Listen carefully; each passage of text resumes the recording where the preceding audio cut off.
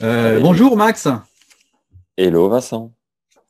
Je suis très heureux de te recevoir pour une petite interview afin qu'on fasse mieux connaissance avec toi.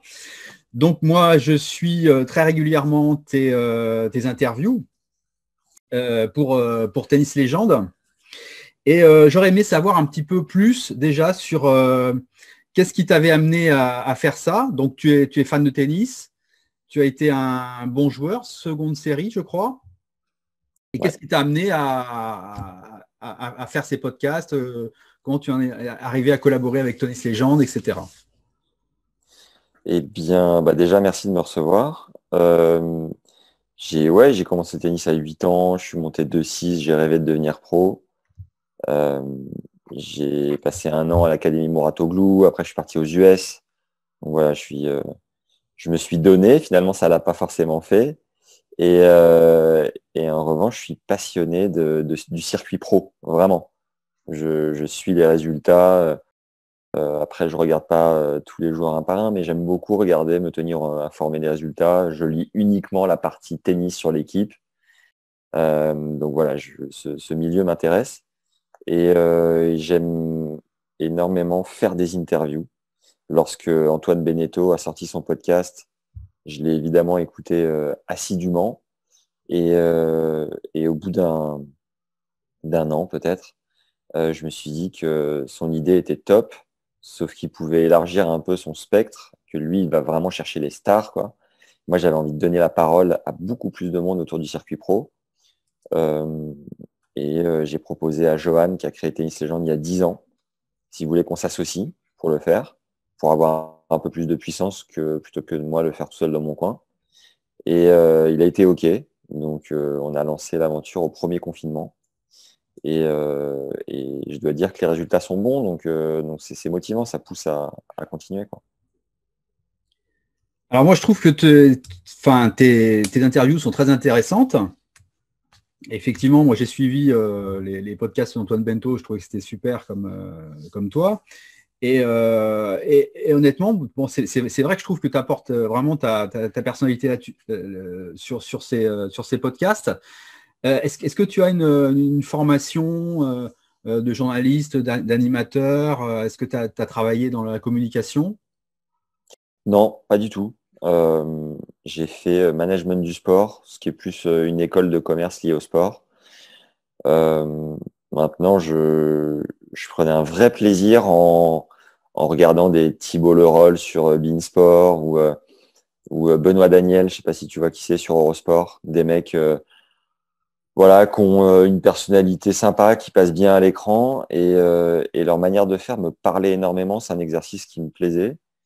Mais non, je pense que j'ai juste de l'empathie, un sens de l'écoute et comme le sujet me passionne, ces ingrédients mis bout à bout font que le résultat semble plaire. Donc encore une fois, c'est ça qui fait vraiment plaisir à la fin parce que voilà, faire du contenu qui reste un peu au grenier, ça n'a pas grand intérêt.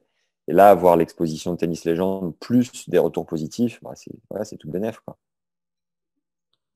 Alors, on va parler effectivement, on va revenir sur le spectre des personnes que tu interviews.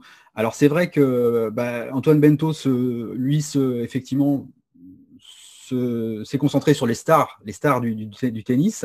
Et toi, tu as été chercher d'autres acteurs. Moi, je suis passionné par les grands entraîneurs, en fait.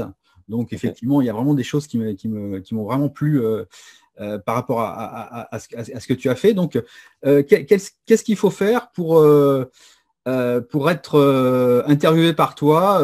Qui il faut être? Est-ce que tu peux nous en dire plus? Alors, j'ai pas compris la fin de la question. Qui faut être pour être interviewé Non, par moi? quels sont les types les profils D'accord. de personnes que tu interviews? Voilà, c'est plus clair. Ok. Yes. Il faut qu'il y ait un lien au circuit. Voilà. Et il faut que la personne ait des anecdotes à relayer autour du circuit. C'est vraiment notre angle d'attaque. C'est faire vivre le circuit de l'intérieur par un maximum d'acteurs à l'aide d'anecdotes sur un ton cool et décontracté, mais avec du fond pour coller à la ligne édito de Tennis Légende. Mais voilà, on va chercher un max d'acteurs, donc que ce soit les joueurs, les joueuses qui sont évidemment en première ligne, et ensuite les coachs en seconde ligne. Et après, on va élargir. Donc, on va aller chercher des prépas physiques, mentaux, statisticiens comme Fabrice Sbarro, des agents, des directeurs de tournois, des kinés, des anciennes gloires, des consultants. Tu vois, tu as tout ce beau monde qui gravite et qui a de près ou de loin des histoires sympas à relayer sur le circuit pour faire vibrer un peu cette communauté de fans qu'on est, parce que ça reste un média où on voit la face visible de l'iceberg à travers l'équipe, Eurosport, les chaînes qu'on connaît tous. Mais il y a toute cette partie un peu immergée de l'iceberg à laquelle on a envie de donner vie, quoi. Et c'est ce qu'on fait, c'est notre mission. D'accord. Et alors, est-ce que tu as découvert des choses auxquelles tu t'attendais pas par rapport à cette vie du circuit au fil de tes interviews? Des choses auxquelles je m'attendais pas.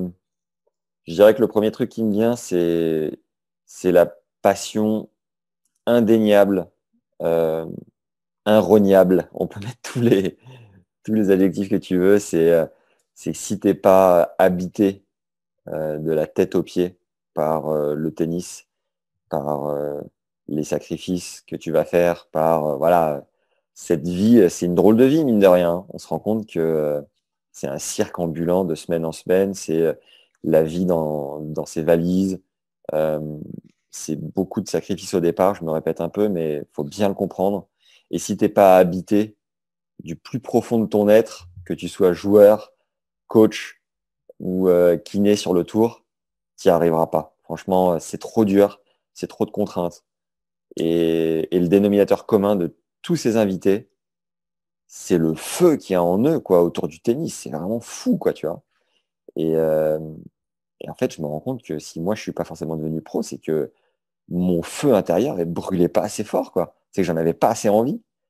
Et, et ouais, enfin, c'est quelque chose qui transpire au bout d'un moment. Quand on fait des interviews assez longues, tu vois, d'1 heure et demie, 2 heures parfois. Donc, on va vraiment au fond des choses et tu le sens au bout d'un moment. Tu peux pas tricher, quoi. Pour arriver là, il n'y a pas y a pas de tricherie possible. Ouais, c'est des sources, des sources inépuisables d'anecdotes et de. En fait, on vient arroser des parcours de vie, d'anecdotes sympas, tu vois, croustillantes, qui font un peu voyager l'auditeur. Maintenant, on essaye vraiment de comprendre qui est la personne, comment elle est arrivée là. Et c'est vrai qu'avec 2, 3 histoires de vie, de circuit, ça rend le contenu un peu plus digeste, un peu plus sympa, parce que encore une fois, c'est des entretiens assez longs. Donc, on essaye de les habiller de la manière la plus conviviale possible, quoi. D'ailleurs, je ne sais pas si tu te souviens, quand j'ai commencé l'interview avec Fab Sbarro en lui disant, Fab, comment peux-tu rendre la stat sexy? Parce qu'en soi, parler de statistiques autour du tennis, enfin, c'est pas fun, tu vois, ça fait pas rêver. Et on essaie toujours d'avoir cet angle un peu ouvert, un peu décontracté, tout en ayant du fond, parce que c'est primordial et voilà, c'est notre cheval de bataille aussi, quoi. Après, Fabrice a des capacités, moi je trouve, assez étonnantes à rendre ce qu'il fait hyper intéressant. Et Mais encore une fois, tu vois, on en revient à la passion. C'est que ouais, ce mec est tellement habité par les chiffres autour du tennis.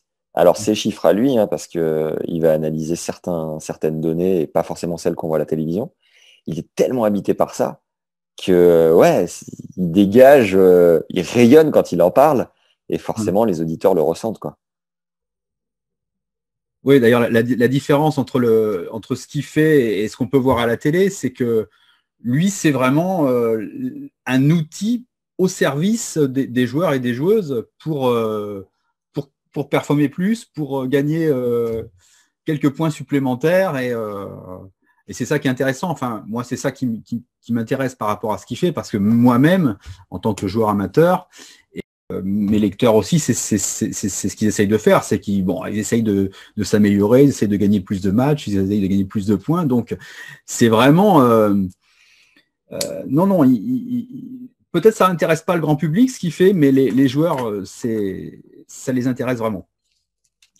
En fait, lui, juste pour compléter ce que tu viens de dire, il intervient sur des Ferrari aujourd'hui, des joueurs et des joueuses qui vont être à l'affût du pourcentage en plus, tu vois, qui sur 2 points va faire basculer un match. Et il va faire des préparations de match de 2-3 heures pour aller grappiller ce précieux pourcentage. Et on en parlera un petit peu après, mais on a tourné du contenu ensemble à destination des joueurs amateurs qui veulent progresser.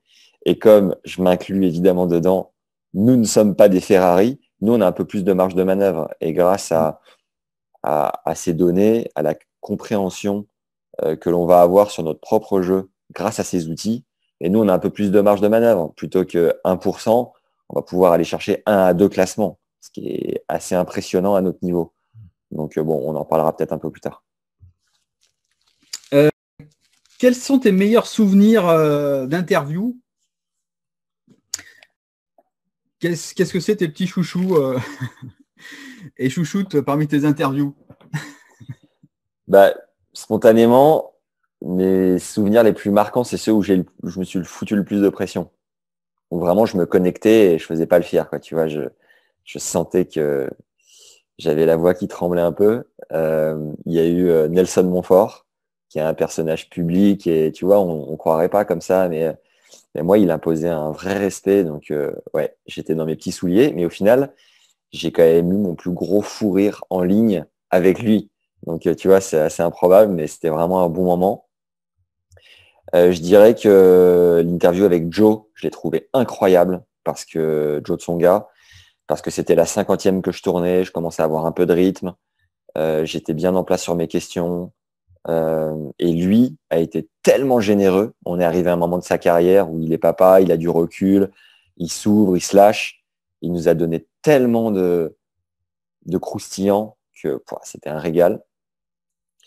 Et après, je dois dire que les interviews avec les Belges ont une certaine saveur parce que les Belges sont tellement cool et décontractés que ça rend l'exercice hyper agréable. Et ben voilà, Christophe Rocus, j'ai un vrai coup de cœur pour son discours. Il est un peu dans l'œil du viseur parce qu'il a pas mal balancé sur le dopage, mais sa vision de la vie et du tennis est géniale. Ben, moi, j'adore. Son franc-parler. J'ai fait du coup un épisode avec son frère. Christophe Wilgen qui arrive aussi et un gars tellement atypique qui après le tennis a eu un parcours mais improbable. Le mec a eu une boîte de nuit, des restos. Là, il est revenu dans le tennis, mais voilà, il a un franc-parler qui est super sympa. Et puis les joueuses, j'ai un petit coup de cœur pour Timea Basinski, qui est quelqu'un d'assez spirituel, qui s'ouvre, tu vois, qui a été top 50, qui a fait demi à Roland, je crois, puis qui est retourné faire une expérience dans le service, dans la restauration, enfin, le truc tellement improbable. Et au final, moi, c'est ce que j'aime, tu vois, c'est vraiment ces parcours de vie assez singuliers. Donc ça, c'est chouette. Et puis, bah, et la relation que j'ai nouée avec Fabrice Barrault à terme, qui est devenu un vrai pote, alors que c'est un métier que je ne connaissais pas. C'est quand même Gilles Servara, le coach de Daniil Medvedev, qui m'en a parlé. Et, euh, et voilà, ça fait partie des belles surprises de cette aventure. Donc, bon, voilà. Petar Popovic aussi est top, un vrai franc-parler. Je pense Petar qu'il vous Popovic, plaira. c'est la dernière que j'ai écoutée. Et bon, Ouais, moi, c'est un petit peu particulier pour moi parce que moi, j'habite Rochefort et moi, je l'ai connu en tant que joueur. ok. Il était 2-6 et tout. Et c'est vrai qu'on se demandait ce qu'il faisait là. Il servait à 200 à l'heure et Ouais. il jouait contre des secondes séries. Et Après, si je peux juste. Ouais, vas-y, dis-moi, je te le dirai juste après. il y a une autre chose pour lequel j'ai une petite tendresse particulière pour cette interview, c'est que je suis fan de Karlovic, pas tellement Ouais. du joueur, mais de comment il a intelligemment, je dirais, géré sa carrière et son jeu, comment il a maximisé ses points forts pour être dans le top 100 à plus de 40 ans. Voilà, donc c'est vraiment Popovic, j'ai beaucoup aimé cette interview. Ah, mais Karlovic, c'est un exemple d'optimisation de jeu. On fera un épisode dédié aux joueurs qui ont le mieux optimisé leur jeu avec Fab, Barreau. Et Karlovic est clairement dedans. Après, il a bossé comme un monstre. Et Peter nous en parle dans l'épisode. Et Zid, je voulais te dire un truc, mais j'ai zappé. Ah oui, si, si.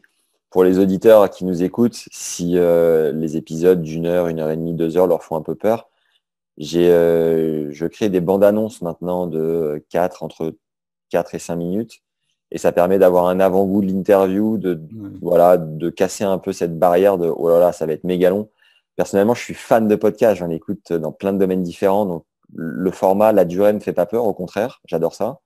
Mais pour les gens qui ne sont pas encore très familiers, commencer par la bande-annonce peut être un premier pas vers le contenu intégral, quoi. Les highlights, comme dirait Fabrice. Ouais, les highlights. Ouais. Alors j'aimerais savoir par rapport à toutes ces personnes que tu as interrogées, qui ont énormément d'expérience dans le tennis, est-ce qu'il y a des choses des personnes qui t'ont apporté des choses particulières par rapport à toi en tant que joueur ou en tant qu'individu? Franchement, c'est une question qui n'est pas facile. On Mm. a fait un épisode là-dessus avec Anthony, qui a une plateforme qui s'appelle Mon Enseignant Tennis, où en fait, on a épluché chaque coach que j'ai interviewé en essayant de tirer l'essence du discours de chaque coach. Et rétrospectivement, c'est pas évident, tu vois. Ouais. Faudrait vraiment que je me replonge dedans. Faudrait que j'ai la liste sous les yeux.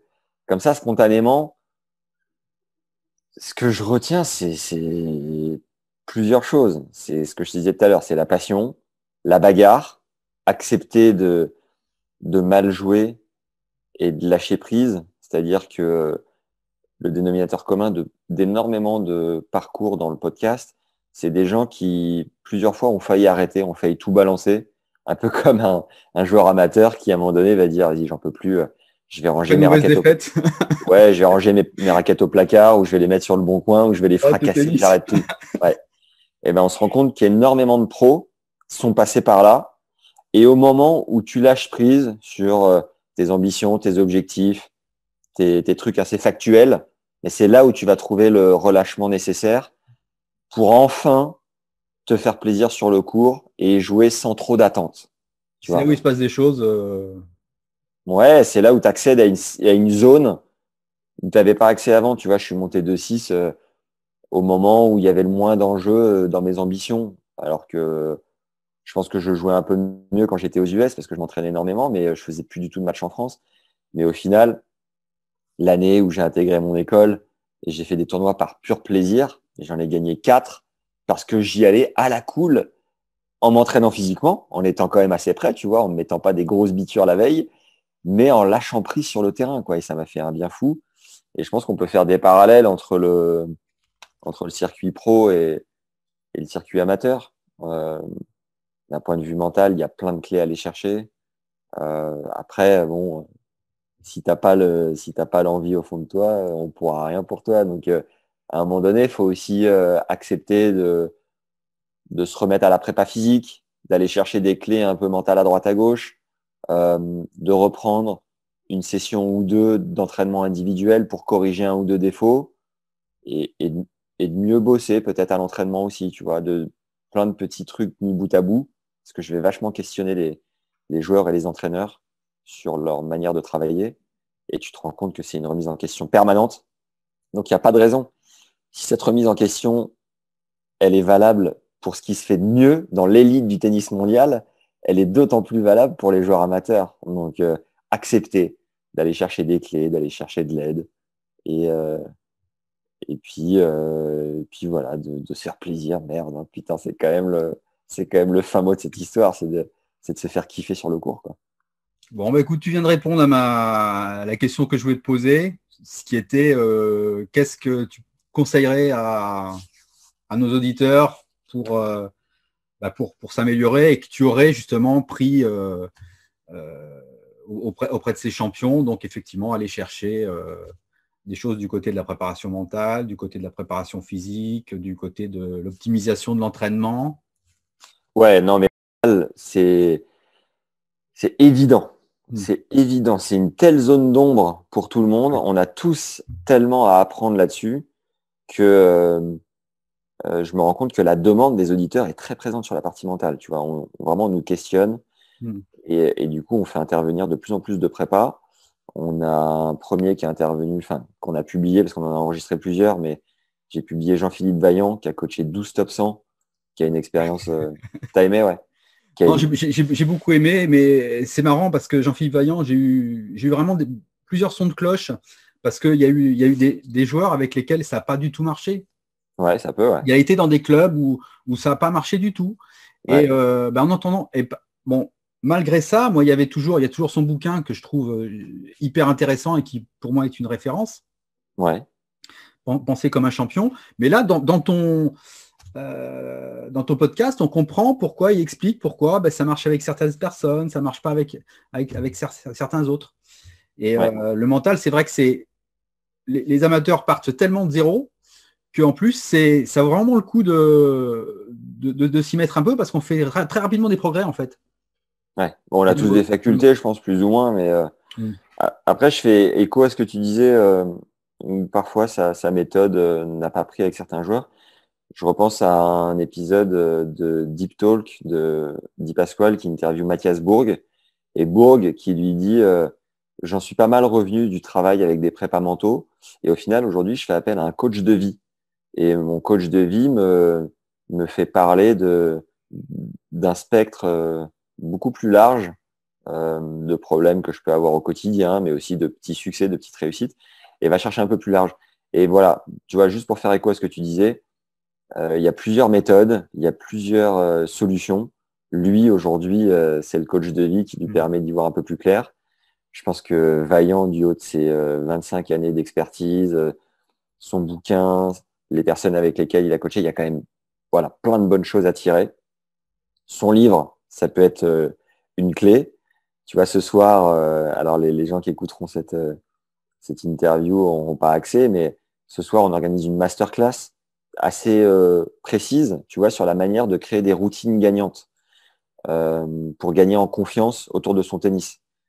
Créer des routines, ça peut se passer à l'entraînement, avant les points, pendant les points et en fonction du point perdu ou gagné. Et l'idée, c'est vraiment d'ancrer mentalement des mécanismes qui vont permettre de gagner en relâchement, en aisance, grâce à l'aide de routines. Et donc, je le fais intervenir 1 heure là-dessus ce soir. On a une dizaine de personnes qui se sont inscrites. Et je pense que chacun peut tirer pas mal de clés de ce point de vue-là. Donc, alors, mental, évidemment. Stats, je vais pas te dire le contraire parce que depuis que j'ai mis le pied dedans, j'ai plus appris au contact de Fabrice Barrault que depuis que je fais du panier depuis mes 8 ans. J'ai plus compris sur mon style de jeu et sur le style de jeu de mes adversaires. Donc, c'est d'une richesse, mais vraiment incroyable. Puis le faire avec un mec si passionné, c'est top. D'un point de vue entraînement physique, je vais chercher de plus en plus des prépas physiques qui essayent de donner quelques hacks, tu vois, parce que mentalement, c'est quand même pas évident de se mettre tout seul dans son coin, aller faire un footing, faire du renfort, travailler l'explosivité. Donc, j'essaye vraiment de vulgariser au maximum cette approche-là et de la rendre la plus accessible possible. Voilà, c'est les 3 piliers. La technique, pas encore aujourd'hui. Ça viendra. Comment avoir un meilleur coup droit, un meilleur service, un meilleur revers, une meilleure volée. Aujourd'hui, on est plus sur 3 axes, mentaux, stats et physique. Et j'espère que la technique viendra plus tard, mais au moins, on a déjà pas mal de contenu de ce point de vue-là, quoi. Ok, on va parler plus en détail donc de ton travail avec Fabrice Sbarro. Bon, Fabrice Sbarro, moi je l'avais interviewé quand il a sorti son livre, donc il y a plus de 3 ans. Et quand j'ai vu qu'il avait un podcast avec toi, je l'ai écouté, j'ai trouvé ça tout de suite bien.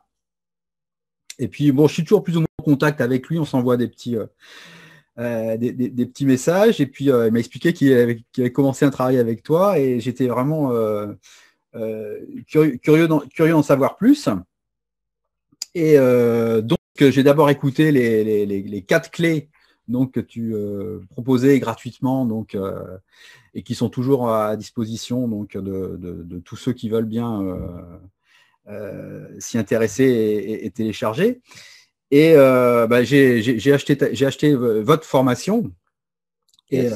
bon, je l'ai pas terminé parce que c'est vraiment très très dense. Et qu'est-ce qui vous a donné l'idée de créer ça en fait? Déjà, merci de ta confiance pour la formation, ça fait super plaisir. L'idée, ça a été un cheminement. C'est-à-dire que Gilles Servara, le coach de Daniel, nous a mis en contact. On a tourné l'interview qui était dans les cartons. Et fin novembre, j'avais programmé Paul-Henri Mathieu et je sais plus qui. Et Fabrice m'envoie un message en me disant Hello Max, t'en es où? Quand est-ce que tu publies? Ça me ferait du bien d'avoir un petit coup de pub.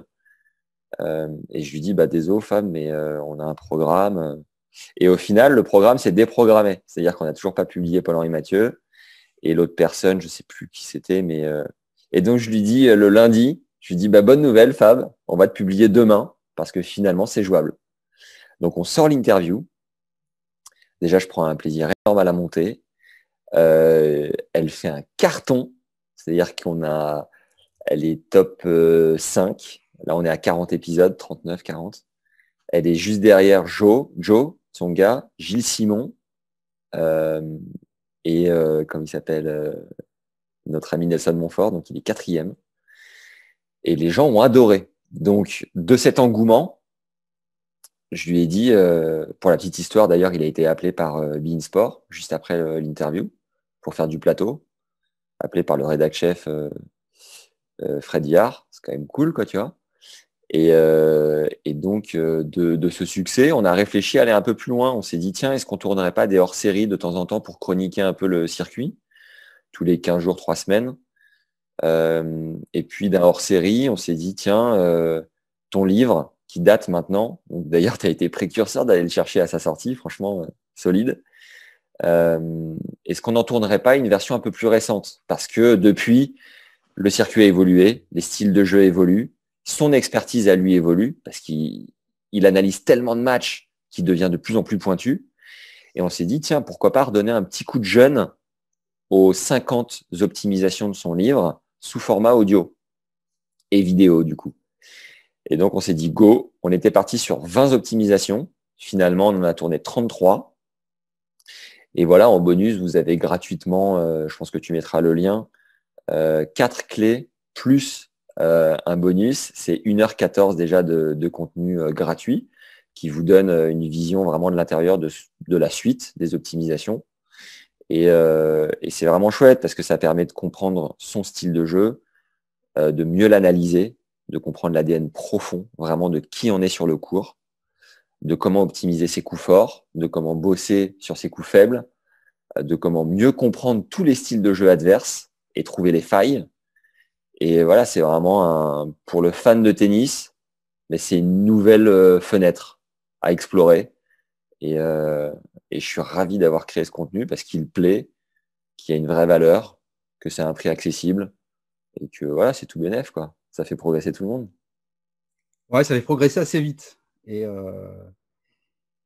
donc, moi, bon, alors le lien sera bien évidemment dans la description de la vidéo.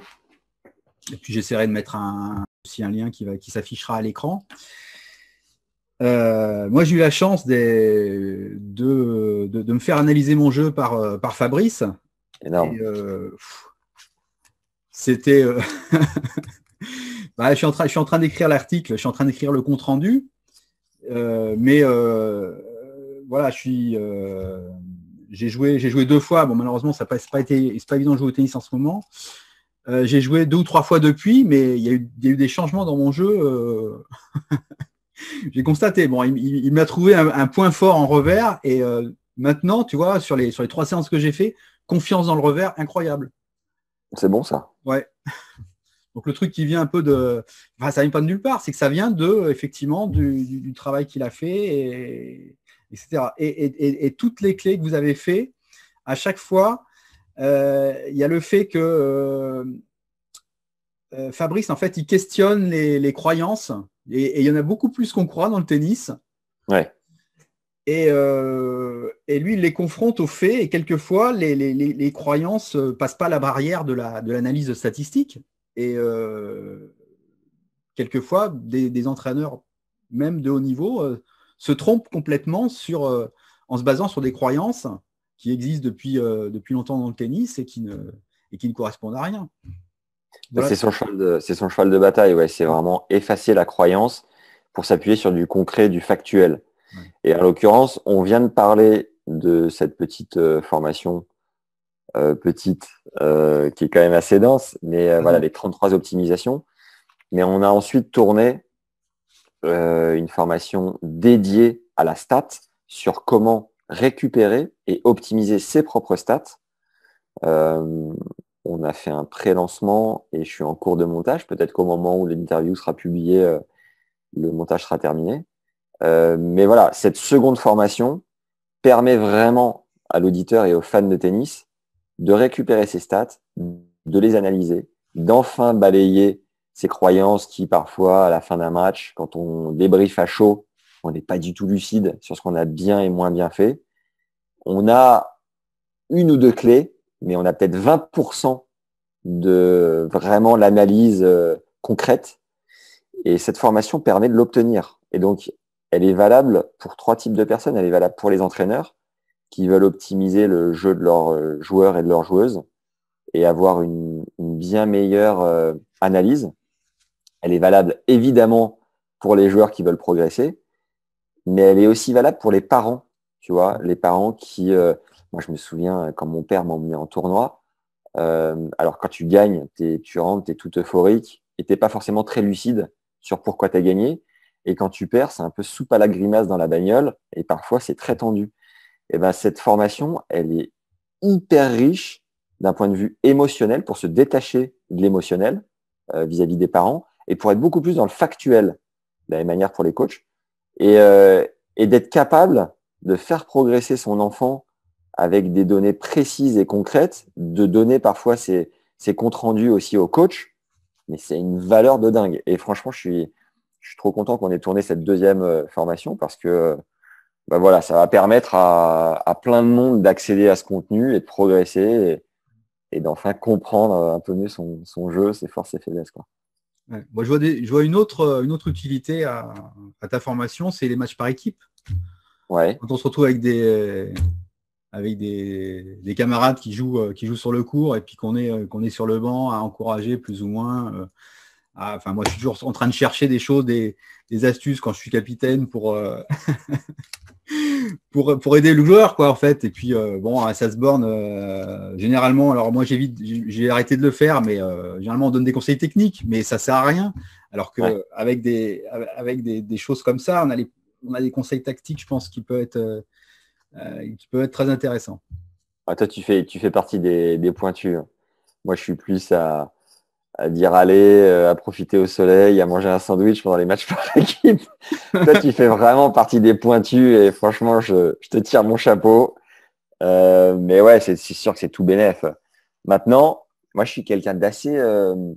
J'aime bien entreprendre les choses de mon côté, tu vois. Ouais. Et donc, je serais plus du genre à mettre mon téléphone sur un trépied derrière mon match pour revoir mon jeu, voir non seulement à l'image ce que je rate, mais en plus récupérer et analyser mes stats un peu solo. Alors que c'est vrai que si on a la chance d'avoir un gars comme toi qui est aussi investi, bah, c'est tout bénef, tu gagnes un temps fou et tout. Et c'est vrai que de base, moi, j'irais plus analyser mon match que je fais un peu au fin fond d'un hangar. Je joue moins, mais à l'époque, c'est ce que j'aurais fait, quoi, tu vois. Donc, voilà. Bon, ben Max, je vais te remercier très sincèrement de t'être prêté au jeu de l'interview et de nous avoir présenté un peu plus en détail ton travail, que ce soit sur Tennis Légende ou justement ta ou tes formations. Hein, mais je pense que tu as trouvé un truc intéressant que tu vas décliner. Et je te souhaite vraiment plein de bonnes choses pour la suite. Et puis, bon, je mettrai les liens pour que vous puissiez écouter les interviews de Max donc, sur Tennis Legend. Bah, merci Vincent, merci de m'avoir reçu. C'est toujours cool de faire connaître vraiment son travail. Et ben voilà, c'est une chance de le faire connaître auprès des gens qui te suivent. J'espère que ça vous plaira, ma foi, et que vous apprendrez plein de trucs. Je suis sûr que via la stat, via le mental, le physique, vous pouvez vraiment passer des câbles. Donc voilà, soyez curieux, allez chercher un peu les ressources. C'est des ressources gratuites, ça coûte rien de tester, de voir, et puis si ça vous plaît, d'aller un peu plus loin après. Mais en tout cas, au plaisir de. Et puis voilà, mettez-nous des petits commentaires sur Apple Podcast, sur YouTube. Vraiment, ça motive énormément. C'est un moteur pour continuer. Donc, si le contenu vous plaît, prenez 5 secondes pour le faire. C'est toujours un régal de vous lire. Voilà. Un grand merci en tout cas, Vincent. À très bientôt, Max. Ciao, ciao.